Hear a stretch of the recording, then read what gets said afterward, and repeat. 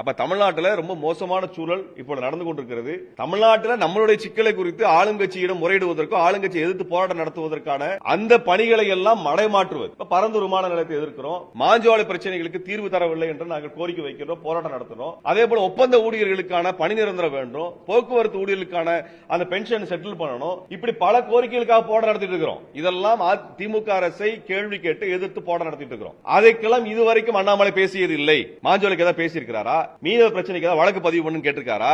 அல்லது ஒப்பந்த ஊழியர் சம்பந்தமா அவங்களுக்கு பணி நிரந்தரம் பண்ணுங்கன்னு கேட்டிருக்காரு. நீங்க ஒப்பந்த ஊழியர் எடுத்துட்டீங்கன்னா பொதுப்பணித்துறை, மின்சாரத்துறை, ஆசிரியர் துறை, பேராசிரியர் துறை, தூய்மை பணியாளர்கள் என்று கிட்டத்தட்ட 1 லட்சம் பேருக்கு மேல இருக்கிறாங்க. அவங்க பணி நிரந்தரம் பண்ணணும்னு சொல்லி திமுக சொல்லிச்சு, பண்ணலன்னு அதுக்கு எதிராக போராட்டம் நடத்திட்டு இருக்கிறோம். ஆனா இது எதற்கும் வராத, இது எதை பற்றியும் கேள்வி கேட்காத அண்ணாமலை தமிழ்நாட்டோட எந்த பிரச்சனை தீர்க்க போறார்? தமிழ்நாட்டில் எந்த பிரச்சனை தீர்க்க அண்ணாமலை வந்து சவுக்கால் அடிச்சுக்கிறார். உண்மையா சொல்லப்போனா நாங்க தான் சவுக்கால் அடிக்கணும். அண்ணாமலை பண்ற வேலைக்கு எங்களுக்கு தர வேண்டிய பணத்தை மோடி அரசிடம் வாங்கி தராததுக்கு தமிழ்நாட்டு மக்கள் அண்ணாமலை சவுக்கால் அடிச்சிருக்கணும். நீங்க தான் தமிழ்நாட்டுக்கு பிரதிநிதி, நீங்க தானே மோடி சர்க்காருக்கு பிரதிநிதி. மோடி சர்க்கார் தர வேண்டிய அந்த 1 லட்சம் கோடி ரூபாய் இது பேரிடர் நிதி எங்களுக்கு வரல, எங்களுக்கு வேலை கல்வி நிதி வரல, மருத்துவ கட்டமைப்பு நிதி எல்லாம் வரல. இதுக்கெல்லாம் உண்மையா தமிழ்நாட்டு மக்கள் அண்ணாமலை சவுக்கால் அடிக்கணும். அப்ப இதெல்லாம் மடைமாற்றக்கூடிய நாடகத்தை நிறுத்திவிட்டு ஆக்கப்பூர்வ அரசியல் பண்ண சொல்லு.